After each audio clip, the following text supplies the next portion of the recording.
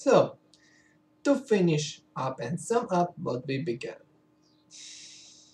we are now on the seventh chapter of 8 questions, and these are some mystical questions, and then there are some, I don't know, random questions. I guess they could be summed up as random. So, it's more. There was one thing I wanted to mention before I begin. It concerns my previous video and sixth chapter. It reminded me highly of a story of a character I admire within games, which is a Jedi Consular Bosant, or if you will, from the Old Republic, Star Wars The Old Republic, which is a modest, kind, calm personality.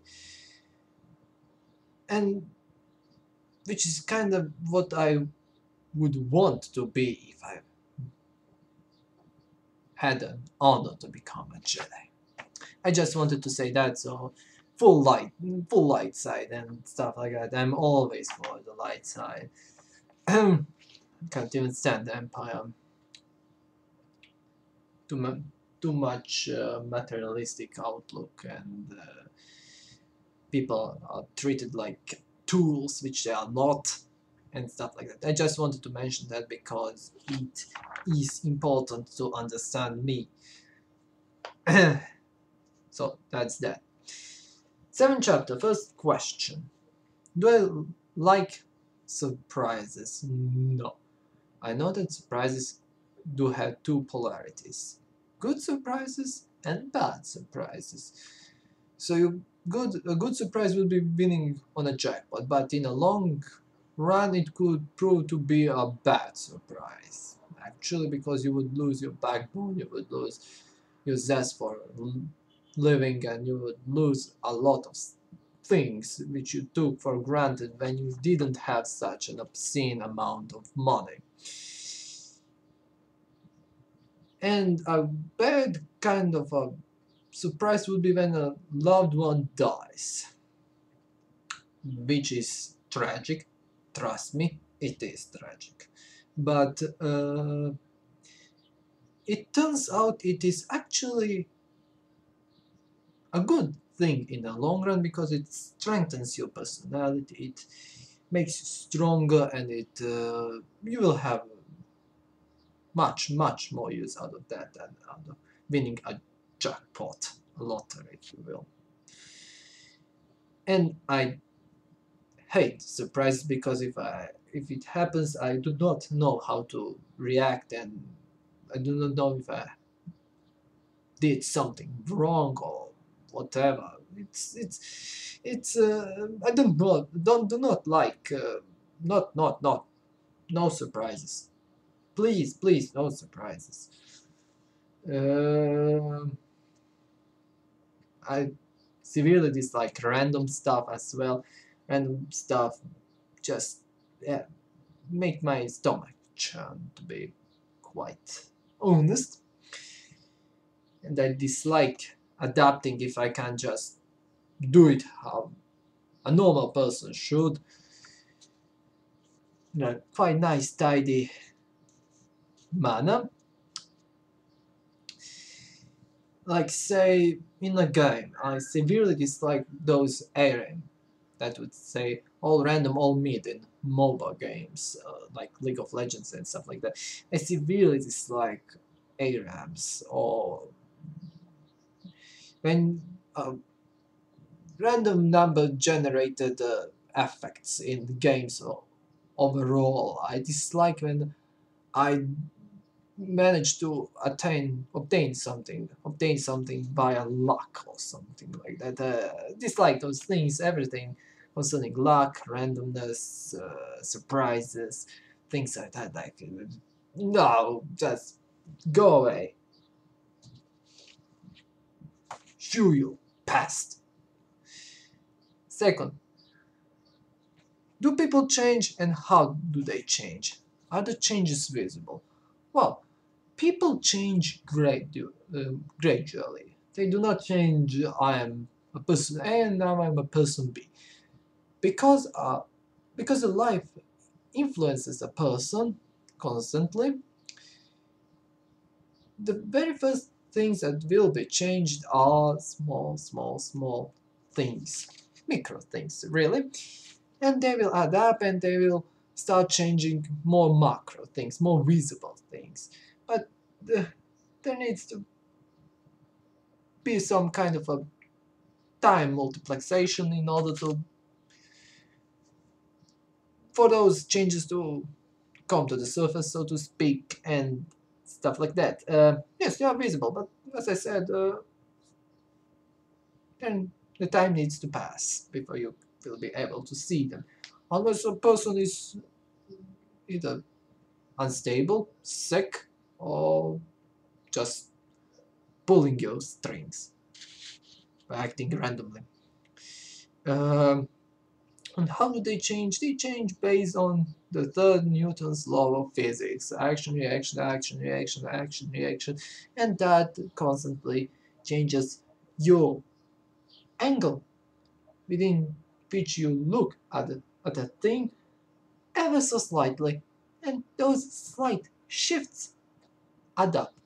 That's the point of integrals in mathematics, and that's how it happens in real life when you change. It's really a common thing to observe, but it does require time, so people tend to ignore it because if it requires time, yeah.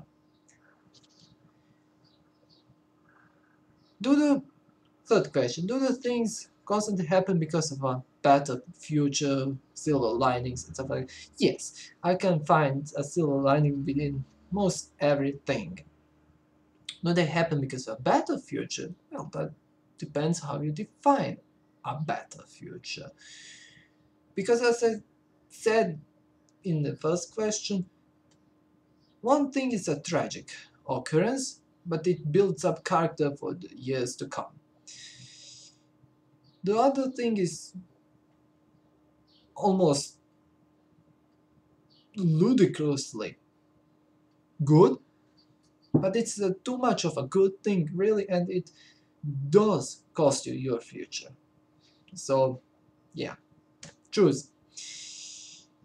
But I tend to believe that every occurrence happens because it should happen, and because it, I wouldn't say exactly must happen, but should happen. And yes, it leads towards some betterment in future. I can agree with that one, yes.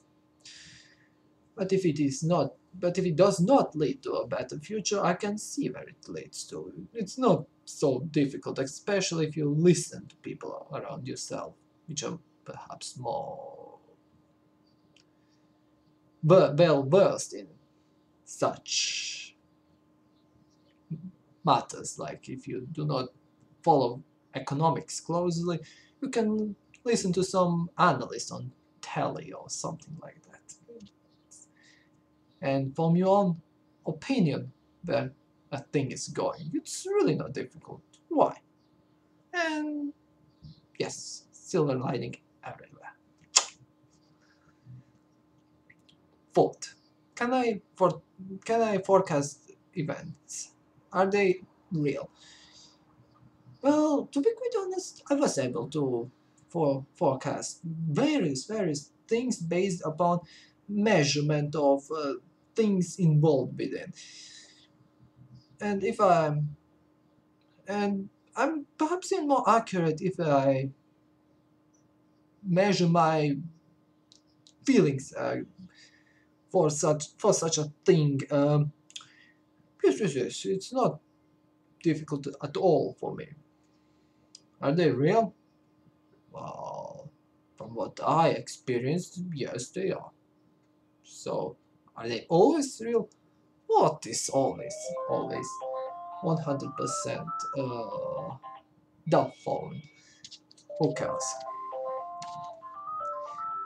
Um, my forecasts were real and precise. So yes. Fifth, do I believe in the astrology, horoscope, etc.? Do I believe in fate? Stupid question. Should I begin about astrology? I think I should. So where should I be with houses, aspects,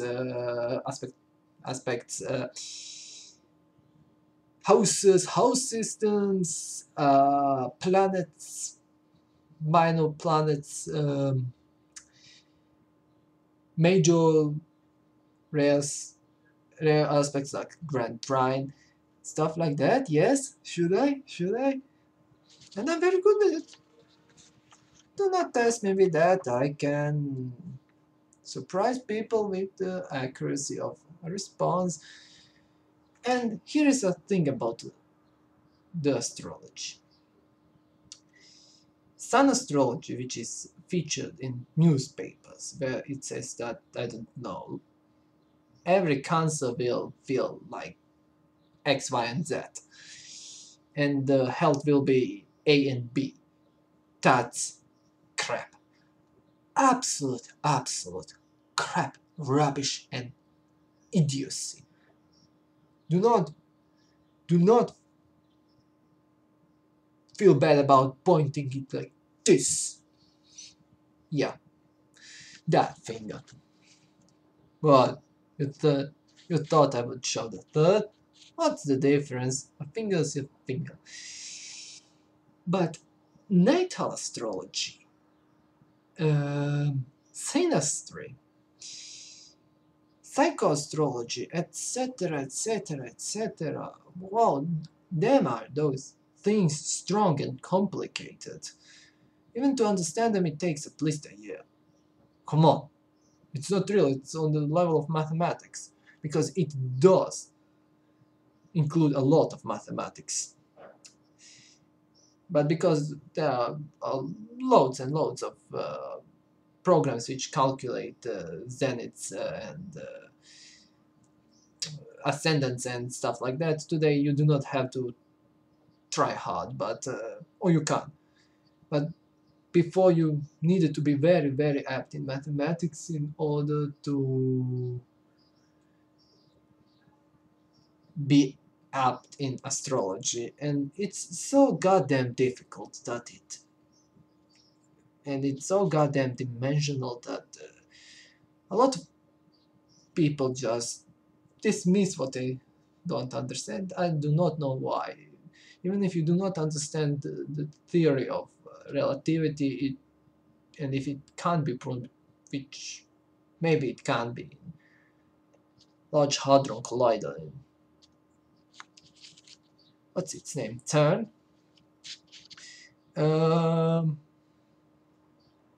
It doesn't mean it's wrong just because you don't understand. That's why Galileo was incarcerated. That's why Giordano Bruno was roasted like a turkey and stuff like that. Because some people could not live with things that were right, but that were out of their understanding. The same thing applies to the astrology, because it has 12 houses, 12 major planets, 9 planets in the solar system plus moon, sun equals 11, and you can include Chiron in as well for a measure. Then there are 12 houses, 12 planets, celestial bodies if you will, and 12 signs. Multiply that 12 by 12 by 12 and you will see. And every planet can be in any planet can be in any house, in any sign. Any house can be in any sign.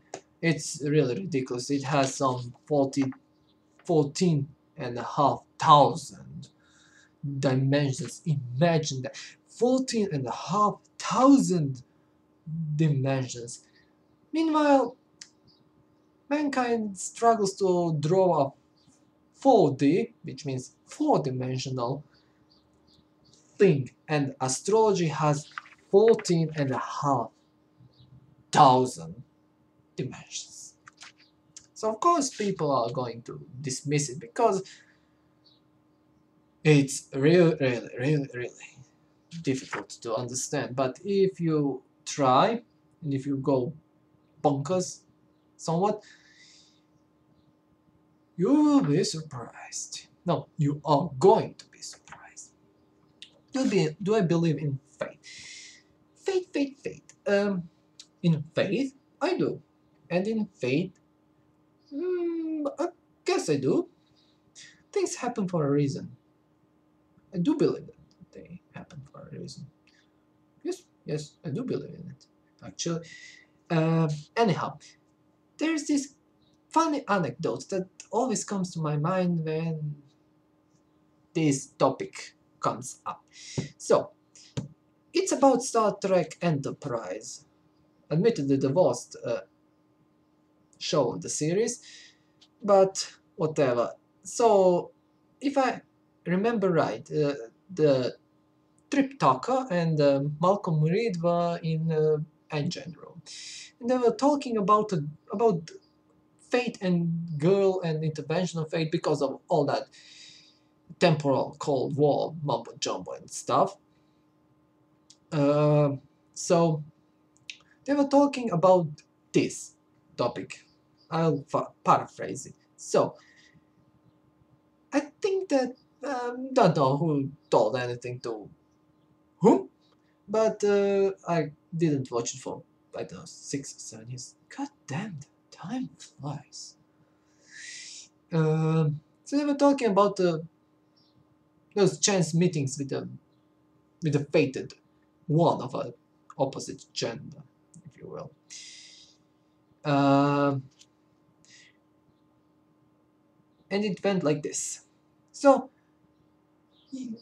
figure figure this out. You meet a girl and you fall in love, and it's passionate, and you eventually marry her and stuff like that. Okay, that's because you met her randomly. Okay, but imagine this.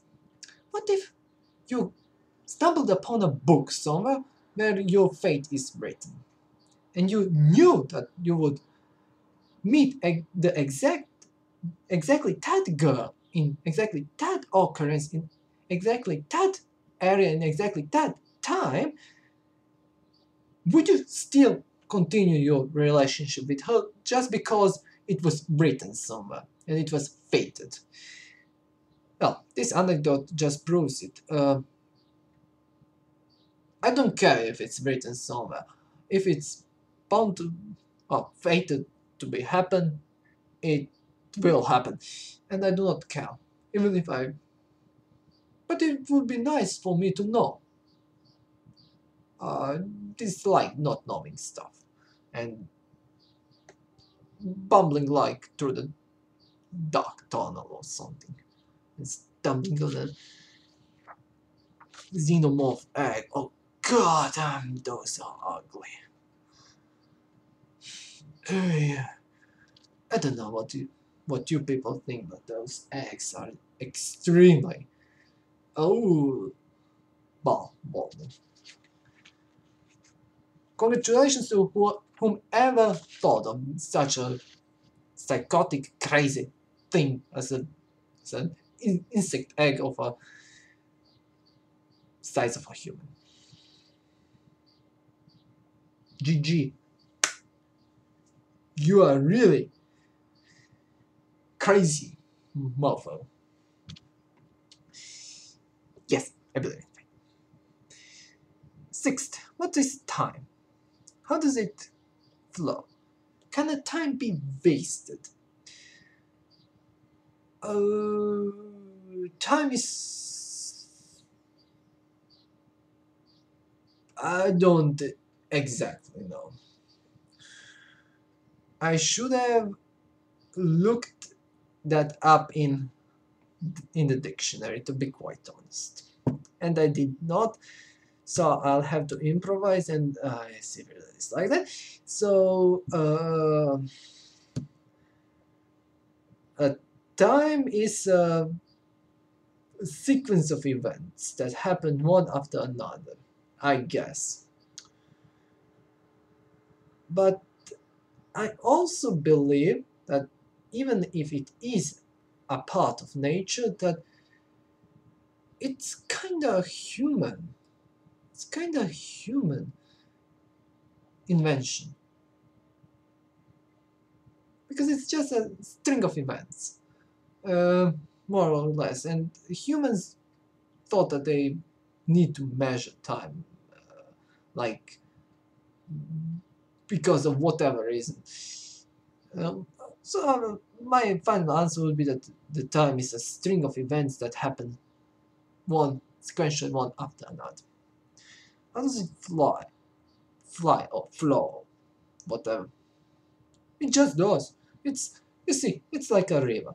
It so it goes like a river in a kind of integral way. It just goes and goes and goes and goes and goes like a river. A perfect example. Can a time be wasted? Well, it can be used inefficiently and it can be used wrongly on wrong things and actions and stuff like that. But wasted, I am not certain about wasting of time because time is a resource, yes, but it's not your resource. It's not like a bill of money you have in your wallet. No, it's not like that. It's just something that goes and goes and goes and goes. And it cannot be wasted, but it can be inefficiently used, rather. Like, instead of doing something important, you can just watch something you don't even want to watch on television or stuff like that. Yes? So it can be wasted, but it can be inefficiently used, which some do call time wasting, but I'm not certain about de facto time wasting. That sounds kind of wrong to me, like you're wasting something that does not exist. That's not corporeal, anyhow. It's, have you wasted number two? No, you haven't. You could have misused it, but not wasted it. No matter the stupid way how people think and talk and stuff. That's really not important. Seventh question. So, say I'm waiting for an important thing. Is it easy for me to wait for such a thing?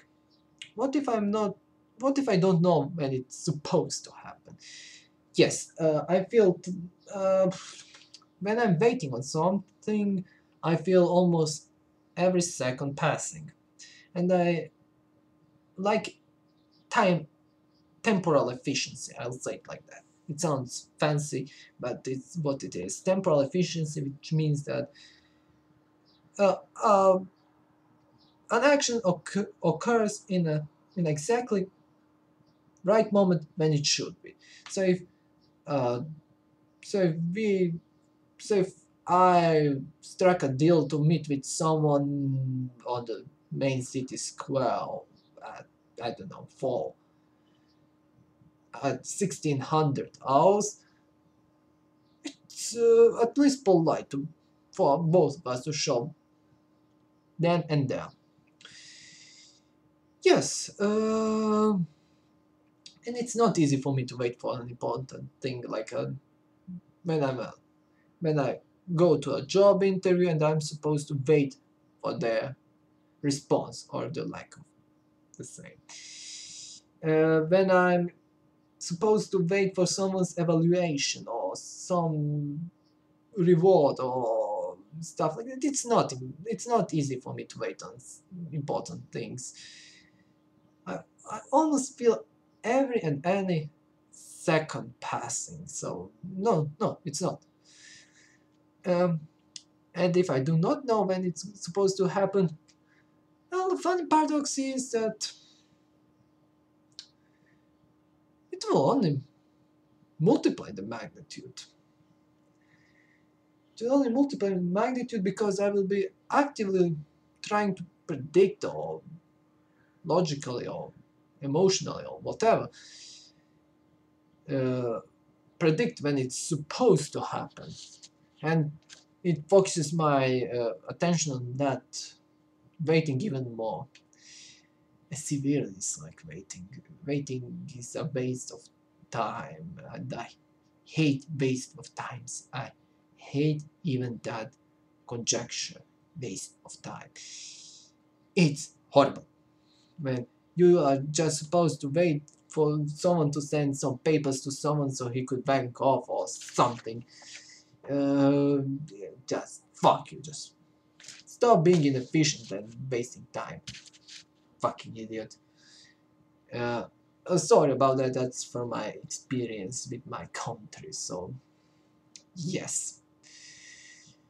It's not easy to wait for an important thing, even if you do not know when it's supposed to happen. 8. Do I need do I need help with forecast? Do I believe when someone makes a forecast for me? As with everything, I prefer to do things by myself, which means to take the problem into my own hands. And I'm not bad with forecasts. To be quite honest, I am actually quite good with them. Because what I like to do, I like to ponder about economical turns of events, like what's currently happening in Greece,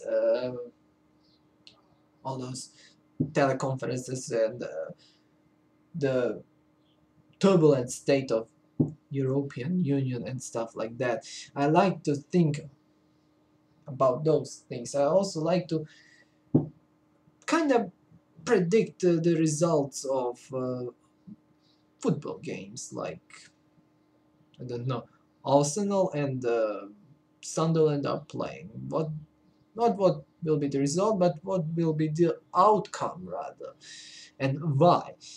Those things are very sexy to me.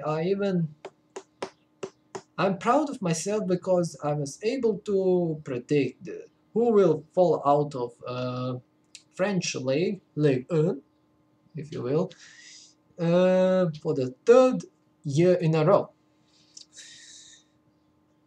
The fascinating thing was when the Kern fell out, I think 3 or 4 years ago. He was actually 15th, but it was tight. It was 1 to 2 points difference, and I just had that feeling that Kern would fall out. Well, guess what happened? Kern fell out. The same with Stuttgart in Bundesliga this year, and with everything else. If the memory serves, I do not have my phone near me now. Freiburg, Paderborn, and someone else fell out. And I said that and Hamburger survived. Karlsruhe wasn't able to punch it out. And I said, everyone that's important stays, which means Stuttgart and Hamburger stay. Paderborn goes out. Freiburg goes out. I think it was Freiburg. See, those are things that entertain me highly. To be quite honest, yes, they do. To experience things as they have been in the recent past, how they are currently, and where they are going to, which means how someone's playing and how he's evolving and stuff like that. Like, again, take Portland Timbers for example. They won, I think, six out of 7 last games. Yes. So I can say with certainty that they will be going high in MLS this season. Yes. And such forecasts and stuff, I prefer to do on my own. But if someone wants to help me because he understands, I don't know, Bundesliga better than me because he is from Germany and he follows football, I will believe him. The more Gray sells, the better. These things are awesome fun. And this situation when I'm supposed to meet someone and yeah. Half an hour before I'm supposed to go there, I'm kind of, I don't know, because I'm kind of nervous before I meet someone I haven't met in a long time. But that's when I wake up that day and so forth and so forth. 30 minutes before I'm just packing myself going, 5 minutes before I'm just waiting. If he doesn't show up, I will wait. If he doesn't show up, 30 minutes up to 1 hour after me, after the deal was struck, he will. I will call him.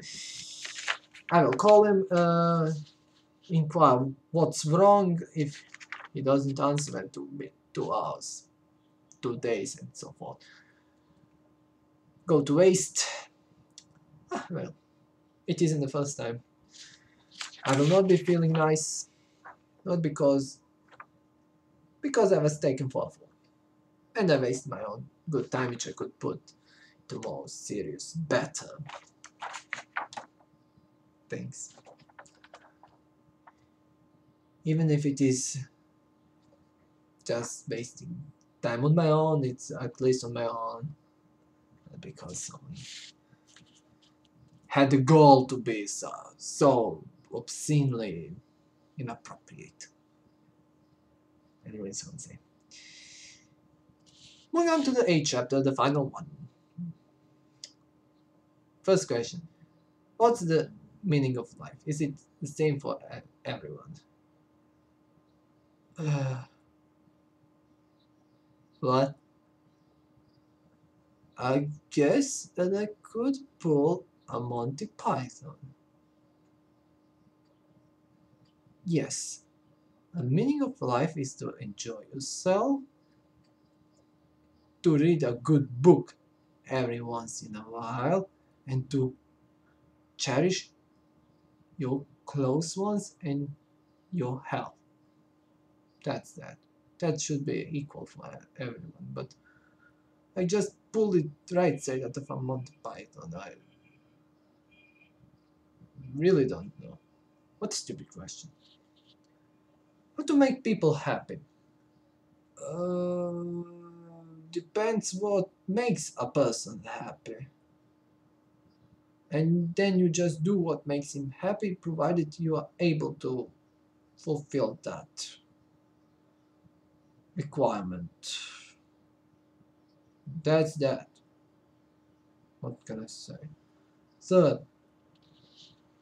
in situations with a lot of potential, do you trust your own judgment or trust the judgment of people in whom you believe? I trust my own judgment first and foremost, and then I run it through a filter of a sort, which are those people in whom I trust. And that's that. But I trust my own judgment first and foremost, and that's what cost me greatly. But what can I say? I'm a headstrong person. Fourth question. When you meet a stranger, what can I say about him right now and right then? How long does it take for me to understand his talents? What's he about? Well, I can. When I meet a stranger, I can tell how he looks, who he is, from where he is, like by the accent or by color of skin or whatever. It's not that the color of skin matters to me. It does not. But if you have a lot of black pigments, you obviously are not Your ancestry does not come from Finland. Stuff like that. Can tell if he's a bum or if he's not a bum, and things like that. What kind of a question is this? His talents, provided that we are not working on something actively and things like that, how should I know his talents? And he does not bring them up in the conversation. Am I supposed to sense them? Like, you are an actor, you are a construction worker. What the hell? Provided he does not wear that construction worker uniform and a protective helmet and does not talk about it, how should I know about it? What the hell? Really random. These questions are horrible. What's an interesting person? Are you one? What would happen if someone were to call you a boring person? I don't know if I'm an interesting person. You have to ask others. That's the opinion that's formed based upon opinions of other people. Because I can say I'm an interesting, very powerful, very sexy. I go around and have plenty of shit and girls and stuff. But if it doesn't correspond to reality and people do not see me like that, what's the point? And if someone called me a boring person, well, maybe I find that person boring as well. Maybe we do not share common topics. I cannot talk to someone who I find it difficult to talk to someone who speaks of stuff that are alien to me, like, and things I do not know about. So, 6.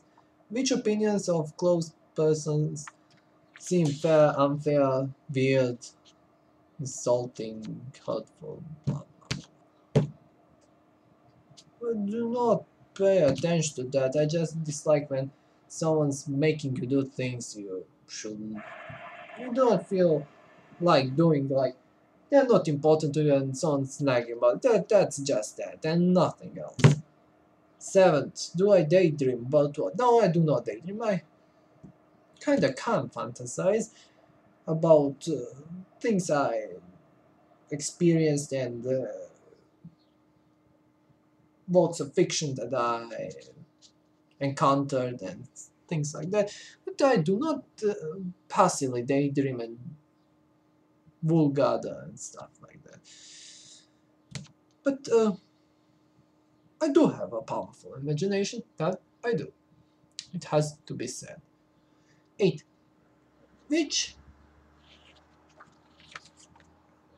What makes a successful person?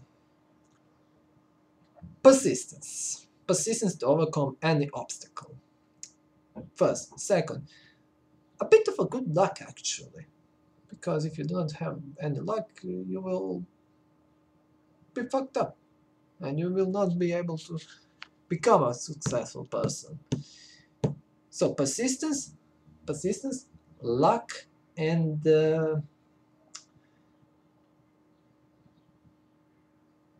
willpower plus luck. Those two things. 9. What, contrary to this, what makes an unsuccessful person or prevents a person from becoming a successful person? Well, sloth, laziness, lack of willpower to overcome obstacles, like so, lack of willpower to socialize, weakness in any form, just pointless whining, not being informed enough, etc., etc. Not enough luck, etc., etc., etc. As you can see, I was more able to point out the no than yes. I'll talk more about this in a jiffy, because these questions are stupid as all hell. They annoy me. What's more important, to be a good person or to be successful? Are the good persons usually successful. No, good persons aren't usually successful. Bad persons are usually successful, because in order to be successful, a person, you often have to crush the opposition and to do nasty things, to fire people and stuff like that.